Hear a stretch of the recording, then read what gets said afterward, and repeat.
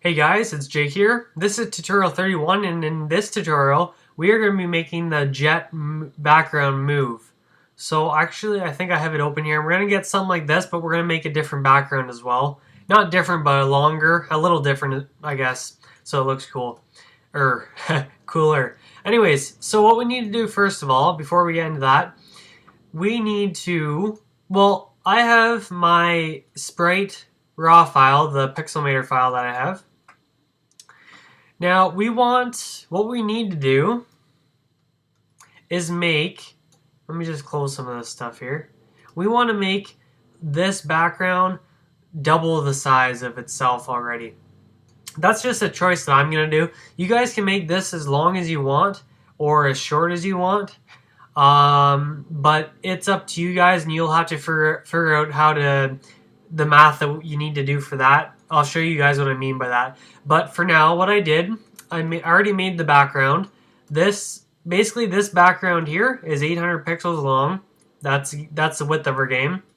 This background that I just made is 1600 pixels long, which is double the size of our game.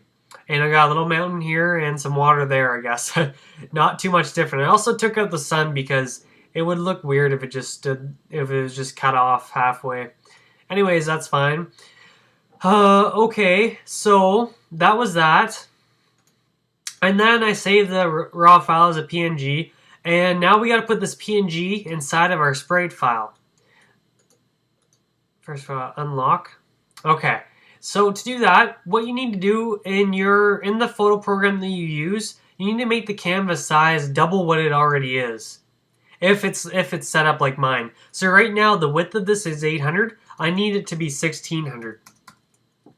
And then I'm going to press OK. Oh, I totally did that wrong. Canvas size. I need to go like that. 1600. There we are. So it's all over here now. I'm not sure why I have this area down there. I'm just going to crop that off. Zoom in. Sorry guys, just a second here. Come on. There, that should be good enough. Okay. So I just made it double the size, and now what I want to do is you gotta grab the PNG file here, drop it in, and then whoops, don't want to crop anymore. Exit. Okay, get rid of this one. Pop in this one in its place, just like that. I'm gonna save this and I'm gonna export it to PNG, like I have always done. Desktop. Sprite.png, export. Now we should see it over here probably. Yep, sprite.png. Okay. So now that we have our new sprite file, I'm just going to upload it quickly to my server and then I'll be right back. Alright guys, I'm back. I just uploaded to the server so that we can now look at it. Now, what we need to do first of all is, well, I'm going to paste in some code. I'm going to show you what it does. Let me just paste it all right here. So I'm just going to put new right here so you guys know what I'm talking about. So this stuff I just pasted in. It's going to save us a little time so I don't have to talk and type at the same time. This variable is, well, first of all, we have to draw two backgrounds to make it scroll across. We have to draw one background and then the second one coming in, because as the first one ends, the second one needs to begin there. So to do that, we need two variables for the background's X position. We need one for background 1, which I'm just going to put a 1 here, and there, and there. So background draw X1, this is for background 1, and background draw X2, that's for the background 2. Basically, we start off the first background at 0, 0. So the 0x position is right here. We start the second background off at 800, which is over here. Now, it's not going to be 800 anymore. It's actually going to be 1600 because that's the length of one background. So I'm going to change all these 800s to 1600s and I'll explain it all.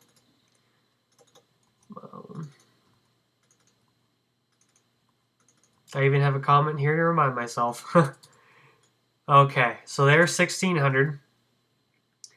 I shouldn't have saved that, but anyways, 0 exposition here. The second background is going to start off at 1600, which is at the end of the first background. Now, this function right here is called move background, move BG. That's the function name. Basically, we're going to call this function inside of the loop. Now, every time that this function gets called, the background 1's exposition is going to go to the left 5 pixels, and same with background 2. Now, if the background 1 is less than or equal to negative 1600, which means if this point is negative 1600 to the left, that means that this first background is no longer showing here, which means that background 2 should be if it's less than negative 1600, it's going to set it to 1600 further down here, which is after background 2. So basically background 1 comes across, background 1's over here, background 2 comes across. Once background 1 is at negative 1600 over here, it's going to come up behind background 2, and it's just going to keep doing the same loop over and over again. That's what that does. Now, oh shoot, I'm in the wrong area. Okay, back here. Now, that's what that does. Now, else, if background 2 is less than negative 1600, it's going to pop itself behind background 1. So it's going to put itself in 1600 down the line pixels over here. So that's what this function does, and then it calls draw background. Now, what we need to do actually is inside of draw background, which is down here, what I'm going to do is, because we don't, this is kind of, well, it's not really a waste of a function, but I'm just going to try and save some space. I'm going to take out clear CTX-VG.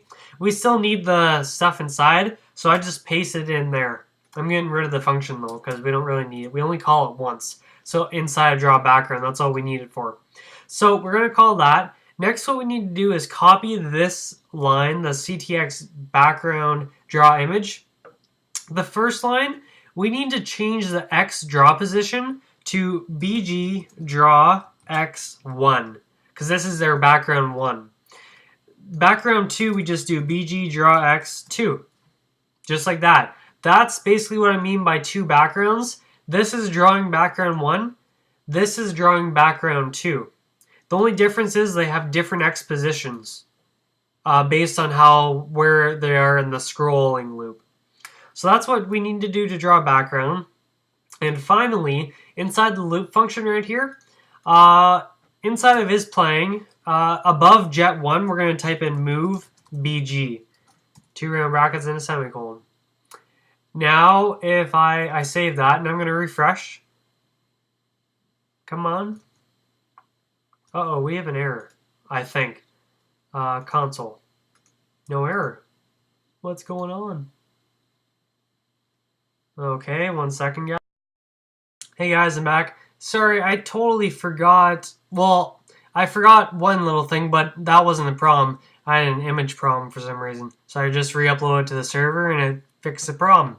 Now, what we need to do, since game width is 800 and our backgrounds are 1600 pixels long, we need to replace game width with 1600 in these 4 spots, just for the draw background area for the draw images. So we're going to save that. Now if I refresh the page, I press the play button, look at this. Instant moving background. It actually looks a lot better than a still background. It looks like there's actual movement now. So thanks for watching, guys. The next tutorial, I can't really remember what I had planned, but we're going to be getting into animation and stuff like that. Before I forget, one thing I forgot to tell you guys is that with your background, when you make your background, you do one half first or whatever, and then do your second half, or just make it all one, but make sure that this edge lines up exactly with this edge. See how the grass kind of lines up right where it is? I kind of just cut out a portion of this, dragged it over there, and then made it look like it joined as best I could. So that's what you need to do to make it look like it doesn't stop at all, like there's no lines anywhere or there's no breaks. So thanks for watching, guys, and I'll see